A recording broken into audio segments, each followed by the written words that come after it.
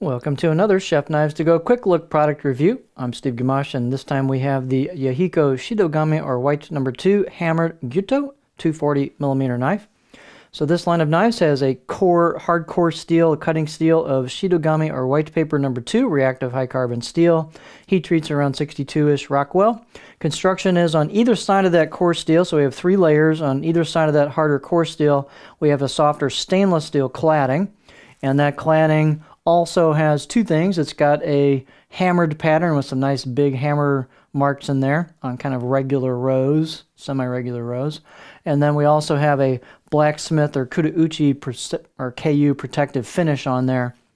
And so that lends it 2 interesting qualities. So it's very nice aesthetically. You can see as the grind of the knife kicks in where it thins out towards the edge, you of course see the cladding and then the core steel. The weight and dimensions on these are going to vary a little bit from knife to knife. This particular one is 209 grams or 7.4 ounces. It's a long knife. It's a 250 millimeters, so it goes from the tip all the way down to the back of the heel here, the chin, 250, almost 10 inches, a little under 10 inches. Overall length is about 15 and a half or a little under 400 millimeters. This one coming out of the handle is about 4 millimeters, and then it thins down about halfway down the blade. I measured it at about 2.1, so they thin down quite a bit after that. Pretty much just keep that, and then where the grind of the knife kicks in towards the edge, you'll see it thins out to give you that thinner tip. So there's not a lot of taper on these. So the tip itself is very thin, but it gets wider pretty quick. So this is not going to be kind of a laser goes through stuff type of knife. The blade height is 51 millimeters at the back, so plenty tall. The handle's not super large and the neck's rather narrow, so you've got a ton of clearance here for your fingers on the cutting board.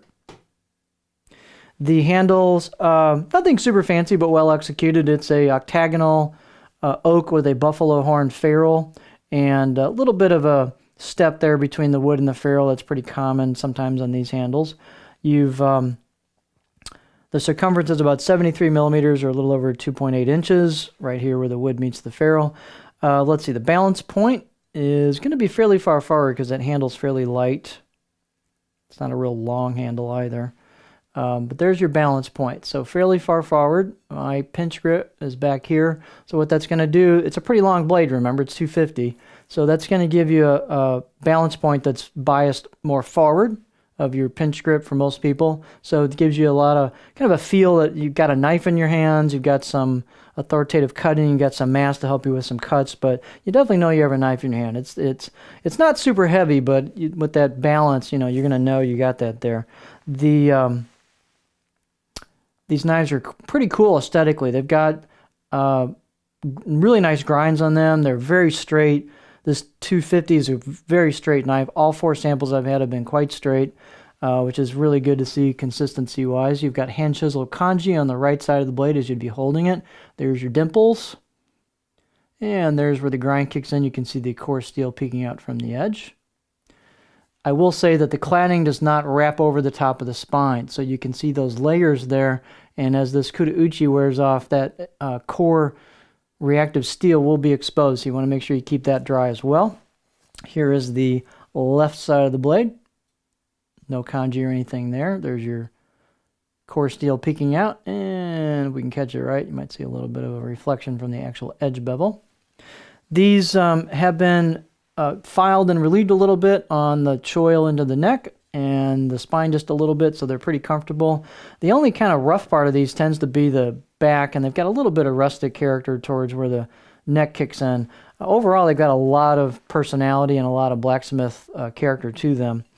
Let's see, very sharp out of the box, fairly stiff blade, 6, maybe 7 out of 10 on my edge out of the box. And here is our profile. So we've got a nice long blade.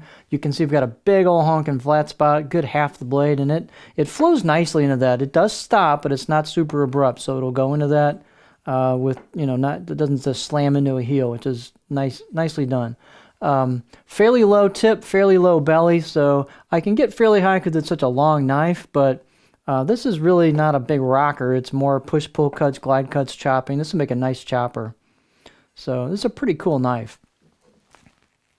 These tend not to have a tall grind on them, so you go pretty quickly from that thin at the edge, which they are thin at the edge, with the cutting edge, into the thickness of the blade, and you've got that shoulder right there.